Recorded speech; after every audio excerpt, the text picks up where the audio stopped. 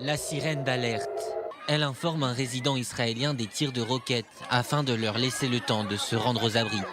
Mais alors que la sirène retentit pour protéger des vies, elle provoque également la panique. Un article publié par le journal israélien Yediot Aharonot suggère que des discussions ont eu lieu avec des responsables de la défense israélien afin d'évaluer s'il faut mettre fin à la sirène d'alerte compte tenu des effets secondaires négatifs.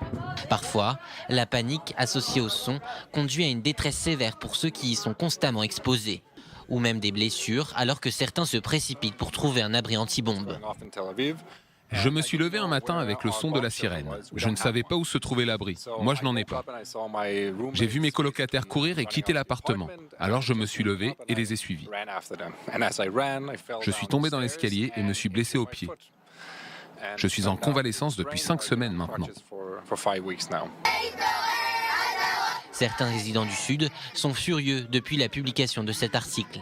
Le fait qu'un grand quotidien national publie cela et non l'armée, qui en plus n'a pas confirmé cette information, me rend folle et furieuse. Cette sirène sauve nos vies. Cela nous permet d'aller aux abris. C'est pour cela qu'ils les ont construits. Vais-je devoir rester toute la journée dans les abris dorénavant ?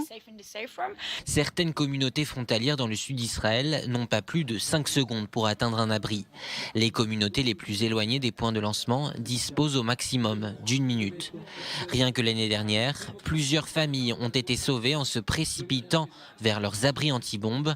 Un responsable local de la sécurité israélienne a déclaré à i24 News qu'il y a très peu de chances qu'un tel changement dans le protocole ne soit jamais mis en œuvre.